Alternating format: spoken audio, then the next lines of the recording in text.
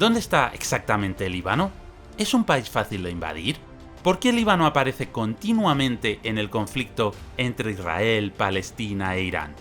¿Y Líbano es realmente un país poderoso? Hoy vamos a explicar brevemente algunas de las claves del Líbano y entenderemos mucho mejor a este pequeño país mediterráneo que vive su propia maldición. Bienvenidos a la geografía del Líbano. Líbano está situado en la costa mediterránea, en Oriente Próximo, justo entre Israel y Siria. Es un país muy pequeño, de los más pequeños del mundo, con solo 5 millones de habitantes y una superficie similar a la de Puerto Rico o Jamaica. Y está rodeado de países mucho más grandes y poderosos. Pero para entender bien qué sucede en este país, debemos conocer su geografía. Mira, este es su mapa físico. Ya sabes, las zonas más planas están representadas de color verde y las más elevadas en tonos marrones y blancos. Podemos dividir el país en 4 franjas en dirección norte-sur: la llanura costera, la cordillera del Líbano, el valle de Bekaa y la cordillera de Antilíbano. El país se encuentra en la orilla este del mar Mediterráneo, lo que le otorga una costa de aproximadamente 225 kilómetros de largo. La llanura costera, aunque estrecha, es fértil y se extiende a lo largo de la costa, con ciudades importantes como Beirut, que es la capital, o Trípoli. Decimos que es una llanura, pero no es la típica llanura, sino más bien es una serie de ondulaciones de baja altitud, atravesadas por multitud de valles y barrancos por los que bajan arroyos de las montañas. Es un terreno que se puede atravesar con una fuerza militar, pero que presenta desafíos, ya que su terreno irregular es ideal para que te tiendan emboscadas. Esta franja costera es conocida por su clima mediterráneo, con inviernos suaves y lluviosos y veranos cálidos y secos. Una de las características más destacadas de la geografía libanesa son las 2 cadenas montañosas que recorren el país de norte a sur. La cordillera del Líbano, que corre paralela a la costa, incluye el monte Líbano, cuya cumbre más alta es Kurnat al-Sauda, con una altitud de 3.088 metros sobre el nivel del mar. Estas montañas están cubiertas de nieve durante gran parte del año, lo que permite la existencia de estaciones de esquí, un hecho notable para un país mediterráneo. Además, las nieves de estas montañas proporcionan una apreciada agua que es fundamental para la agricultura nacional. Los cedros del Líbano, árboles emblemáticos que aparecen en la bandera nacional, también crecen en estas montañas. Al este de la cordillera del Líbano se encuentra el valle de Bekaa, una fértil depresión que es una de las regiones agrícolas más productivas del país. Este valle es regado por el río Litani, el más largo del Líbano, que fluye hacia el sur antes de desembocar en el Mediterráneo. De hecho, en Líbano hay solo 2 ríos largos, y ambos nacen en el valle de Bekaa: el Litani, que discurre hacia el sur, y el Orontes, que se dirige hacia el norte. El resto de ríos nacen en la cara oeste de las montañas, y son muy cortos, discurriendo abruptamente por los barrancos, de los que hemos hablado antes, hacia el mar. El valle de Bekaa es famoso por su producción de vino, frutas y vegetales. Y desde el punto de vista militar, el valle es muy accesible desde el norte, desde Siria, ya que la llanura se adentra en la frontera siria. Pero desde el sur, desde Israel, presenta un notable desafío, ya que el terreno es muy escarpado, con 2 entradas muy estrechas que se pueden convertir en una ratonera. Finalmente, la cordillera del Antilíbano, al este del valle de Bekaa, forma la frontera natural con Siria. Esta cadena montañosa es menos alta que la del Líbano, pero aún así es significativa, con picos que superan los 2.500 metros. Penetrar en el país desde el sur, desde Israel, es relativamente sencillo, aunque el terreno es muy ondulado y tiene numerosos barrancos. No obstante, para un ejército altamente efectivo como el israelí, no supone una gran dificultad. No obstante, lo más difícil es mantener el terreno conquistado, porque el terreno irregular y la existencia de muchísimas aldeas presenta grandes facilidades para que un ejército irregular realice emboscadas a las patrullas ocupantes. Es por esto que, aunque Israel ha invadido 2 veces el sur del Líbano, sabe que lo difícil no es entrar, sino mantenerse allí sin sufrir una sangría. Los movimientos este-oeste, atravesando las montañas, son muy difíciles. Hay pocas carreteras y se trata de vías secundarias lentas y peligrosas. Este relieve tan escarpado también hace que existan muchos valles muy incomunicados, en los cuales la población se relaciona poco con los valles vecinos. Y, como vamos a ver ahora, el factor humano es fundamental para entender este país. A nivel económico, Líbano es un país pobre, con una renta per cápita en 2023 de solo unos $4.000, es decir, unos $333 al mes. Aunque en 2018 su renta per cápita era el doble de la actual. La mayor parte de su población trabaja en el sector servicios, mientras que un 20% lo hace en la industria, y solo un 3% en la agricultura. Su economía es muy precaria, aunque en el pasado era mucho más robusta, pero las guerras la han devastado.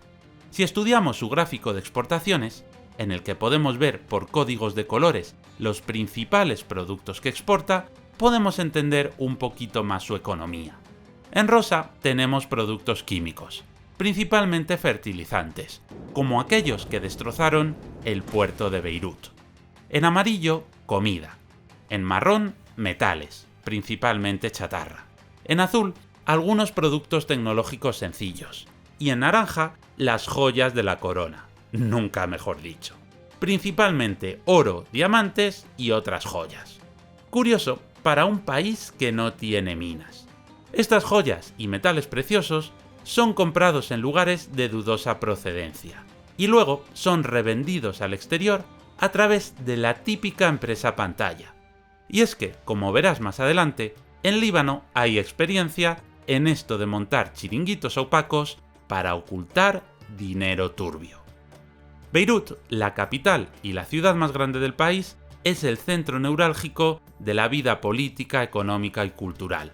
Con una población que supera los 2 millones de habitantes en su área metropolitana, es una ciudad muy diversa.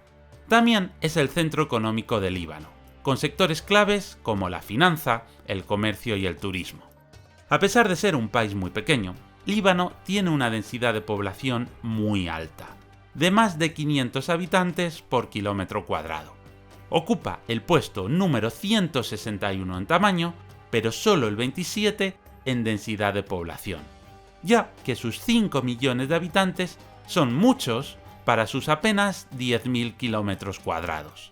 Y eso que aún no he mencionado que otros 5 millones de libaneses viven en la diáspora. Pero no nos adelantemos, vayamos pasito a pasito. Como podemos ver en este otro mapa de densidad de población, la gente vive principalmente en las costas, y especialmente en Beirut, Trípoli, Sidón y Tiro. También podemos ver el hueco que dejan las montañas, al estar muy poco pobladas. Y finalmente apreciamos que el Valle de Bekaa no está muy poblado, destacando únicamente la ciudad de Saleh. Si hasta ahora hemos visto un mundo feliz, con olivos, montañas y cedros, vayamos ahora al tema religioso, que es donde las cosas empiezan a complicarse. El país reconoce oficialmente 18 sectas religiosas. Las religiones principales son el Islam y el cristianismo, pero los seguidores del Islam están divididos en chiitas y sunitas, y los cristianos en maronitas, ortodoxos o melquitas. Además, hay una pequeña comunidad de drusos que también forman un porcentaje significativo. Y si no sabes qué es el drusismo, te lo resumo. Es una religión monoteísta que surgió en torno al año 1000 y que considera a Jesús y a Mahoma profetas, pero con los típicos matices que convierten al drusismo en una religión diferenciada. Pues bien, algunos pensarán que qué bonito es este multiculturalismo, que seguro que es genial que haya tantas religiones juntas en un mismo país. Pues la realidad es que esta es la maldición del Líbano. Y si no te lo crees, sigue escuchando. Un país puede funcionar si sus ciudadanos ponen al país por encima de la religión, porque esta es la única manera de que ese proyecto común que llamamos nación pueda salir adelante. Discutimos, hablamos, llegamos a acuerdos y sacamos adelante el país, mientras que en privado practicamos el credo que queramos. Pero, ¿qué pasa cuando ponemos la religión por encima de la nación? Pues pasa lo que sucede en Líbano. Líbano tiene un sistema de gobierno confesional que distribuye el poder según las afiliaciones religiosas. El Parlamento tiene 128 escaños, pero en lugar de distribuirse por territorios, como en cualquier otro país, se dividen según las confesiones. 64 son para los cristianos y otros 64 para los drusos y musulmanes. Y a su vez, estos bloques de 64 están subdivididos en las sectas minoritarias. Por otro lado, el presidente debe ser un cristiano maronita y el primer ministro un musulmán chií. Como te imaginas, un país solo implementa un sistema así cuando las tensiones religiosas son extremas. Y es que Líbano sufrió una cruenta guerra civil entre 1975 y 1990, en la cual el enfrentamiento entre cristianos y musulmanes fue una de las principales causas.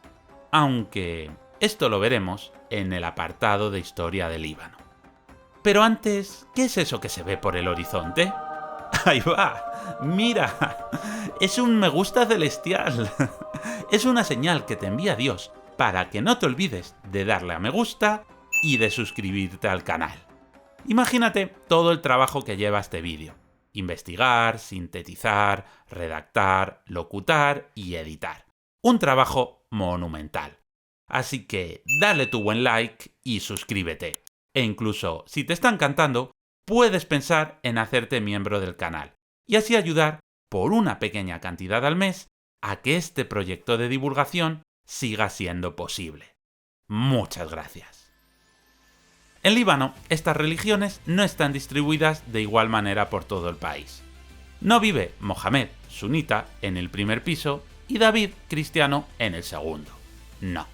La mayoría de la población vive en pueblos o ciudades de mayoría de una u otra religión. Y la distribución es así. Como ves, es un auténtico mosaico en el que multitud de pueblos y valles de una religión y de otra salpican todo el país. Y como ya he dicho antes, cuando el país está por encima de la religión, puede funcionar. Pero no cuando se pone a la religión por encima del país. A grandes rasgos, podemos ver que los musulmanes chiíes son mayoría en el sur y en el valle de Bekaa, que los cristianos son mayoría en la costa, y que los musulmanes sunitas son mayoría en el norte y en el sur del valle de Bekaa. Y el resto, pues el caos. Además, Líbano también tiene una importante población palestina y siria, resultado de las migraciones forzadas por las guerras. En torno a 500.000 de palestinos y 1,5 millones de sirios malviven, sin ciudadanía, en Líbano. Los campos de refugiados palestinos y sirios más recientes han alterado significativamente la geografía humana del país, creando comunidades densamente pobladas en las periferias urbanas y rurales. Juntos, los refugiados suman un 40% de población extra. ¿Te puedes imaginar la presión que supone que un país de 5 millones acoja a 2 millones más? Y esta distribución religiosa y de refugiados influye enormemente en las continuas crisis de Líbano. Mira, aquí están los musulmanes chiíes. Y, aunque todos los países de la zona son suníes, ¿sabes qué otro país es chií? Exacto, Irán. Esto hace que Irán apoye, financie y arme a la milicia islamista chií de Hezbolá. Y sí, Hezbolá controla el sur de Líbano, en la frontera con Israel, desde donde lanza misiles, de vez en cuando, contra sus vecinos hebreos. Y quizás te preguntes, ¿cómo que una milicia islamista? ¿No se supone que los estados tienen el monopolio del uso de la violencia? ¿Es que Líbano no tiene un ejército para controlar el sur? Pues la respuesta es que sí, que Líbano tiene ejército, pero que no es capaz de controlar todo el país.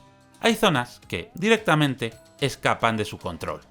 Hezbolá es un estado dentro del estado, y hay zonas controladas por ellos, y el ejército no se atreve a entrar. Y recuerda que en Líbano el primer ministro debe ser chií, y Hezbolá también es una milicia chií, por lo que hay un sector del gobierno que hace la vista gorda con la propia existencia de Hezbolá, porque se alinea con su interés de destruir a Israel.